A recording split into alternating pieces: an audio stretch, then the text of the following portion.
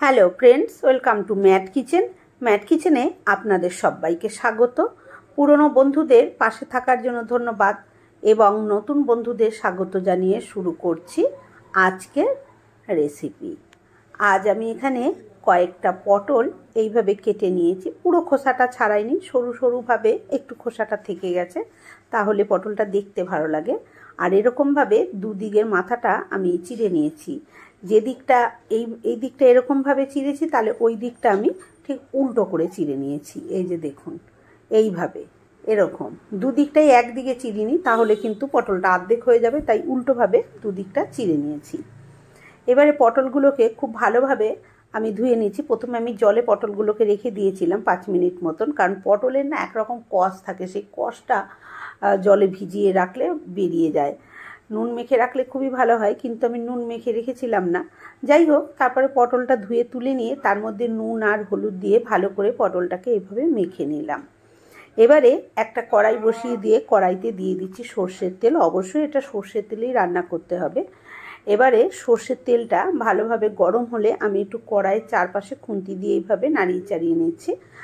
আর এই তরকারিটা কিন্তু সর্ষের তেলে করলেই ভালো লাগে, যেহেতু সর্ষে পোস্তর তরকারি কিন্তু সব সময়তেই সর্ষের তেলেই করা ভালো। এবারে তেলটা যে ভালো মতন গরম হয়ে গেছে, আমি এই পটলগুলোকে এক এক করে ছেড়ে দিচ্ছি। সব কটা পটলই আমি একসাথে এখানে দিয়ে দেব।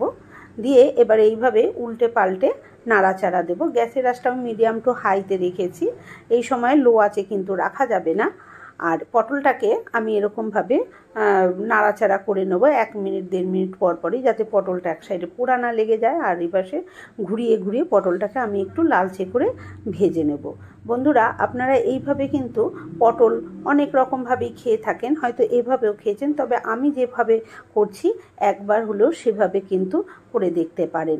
আশা করছি ভীষণই ভালো লাগবে। আমাদের বাড়িতে কিন্তু পটল এমনি সেরকম কেউ পছন্দ করে না, তবে এইভাবে যদি রান্না করা হয় তাহলে কিন্তু সবাই খুব ভালোভাবে খেয়ে নেয়। এবারে ওই তেলের মধ্যে দিয়ে দিলাম 1/2 চামচ কালো জিরে। পটল নুন হলুদ দিয়ে ভাজলে কিন্তু তেলটা কালো হয়ে যায়। নুনটা না দিয়ে শুধু হলুদ দিয়ে যদি পটলটা ভাজতাম তাহলে কিন্তু তেলটা এতটা কালো হতো না। যাই হোক, এবারে কালো জিরেটা ভালো মতন ফোড়ন হয়ে গেলে ওখানে দিয়ে দিয়েছি আমি পোস্ত বাটা। আমি 2 টেবিল চামচ পোস্ত শিলেতে বেটে নিয়েছি, সেই পোস্ত বাটাটা দিয়ে দিয়েছি। আর একটা ছোট সাইজের টমেটোও দিয়ে দিয়েছি। এবারে দিয়ে দিলাম শিল ধোয়া জলটা। যেহেতু আমি শিলেতে পোস্তটা বেটেছি, তাই শিল ধোয়া জলটাও রেখে দিয়েছি। এবার এর মধ্যে দিয়ে দিচ্ছি মশলা হিসেবে একটুখানি লাল লঙ্কার গুঁড়ো দিচ্ছি, আর দিচ্ছি হলুদ গুঁড়ো। আর কোনো রকম মশলা এখানে দেবো না, পোস্ত বাটা তো আমি দিয়েই দিয়েছি। আর একটা কথা বলি বন্ধুরা, এখানে যদি আপনারা ঝাল লাল লঙ্কার গুঁড়ো না দিতে পারেন, সেক্ষেত্রে রঙের জন্য একটু কাশ্মীরি লঙ্কার গুঁড়ো ব্যবহার করতে পারেন। যেহেতু আমরা একটু ঝাল বেশি খাই, সেই জন্য আমি লঙ্কার গুঁড়োটা ঝাল লঙ্কার গুঁড়োটাই ব্যবহার করেছি, তাতে রঙটাও বেশ একটু এসে যাবে আর ঝালটাও হয়ে যাবে। আর কয়েকটা চেরা কাঁচা পাকা লঙ্কাও দিয়ে দিয়েছি। এখানে একটু লবণটা চেক করে দেখলাম, তাই লবণটা একটু লাগতো, তাই লবণটা দিয়ে দিলাম। এবারে টমেটোগুলো একটু খুন্তি দিয়ে ঘেটে দিচ্ছি, যেহেতু টমেটোটা আমি তেলের মধ্যে দিইনি সেহেতু। আর টমেটোটা তেলের মধ্যে দিলে কিন্তু আরও সুন্দরভাবে টমেটোটা বেশ গলে যেত। যাই হোক, টমেটোটাকে খুব ভালো করে নাড়াচাড়া করে মশলার সাথে কষিয়ে নিয়েছি। টমেটোটা কিন্তু এখন গলে গেছে, আর উপর দিয়ে তেলটাও সেপারেট হয়ে গেছে। সেই সময় আমি এখানে দিয়ে দিলাম 1 চামচ মতন টক দই, খুব ভালো করে ফেটিয়ে নিয়ে তারপরে দিয়ে দিয়েছি। টক দই দেওয়ার সময় গ্যাসের আঁচটা একদম কম করে দিতে হবে, তাহলে কিন্তু টক দইটা ফেটে যায় না।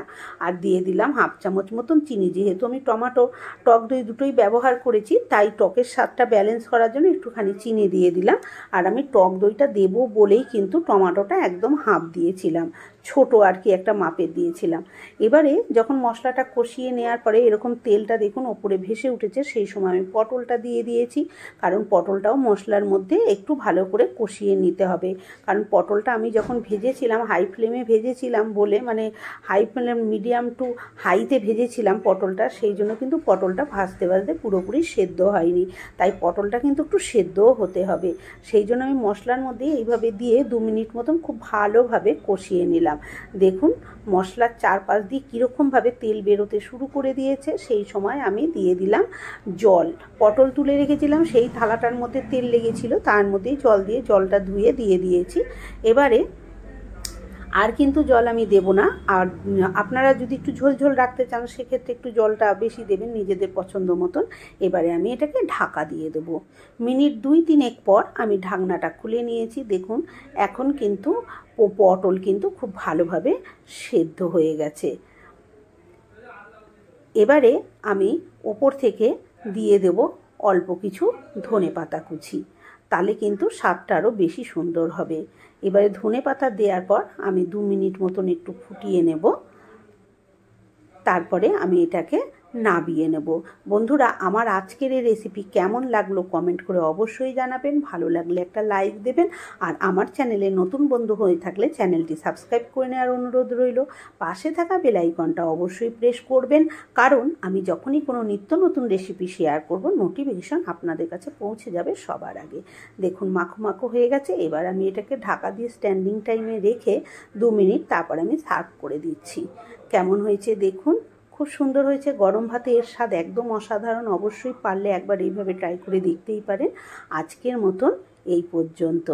আবার হাজির হয়ে যাব অন্য কোনো রেসিপির সাথে। ততক্ষণ ভালো থাকবেন, সুস্থ থাকবেন। ধন্যবাদ।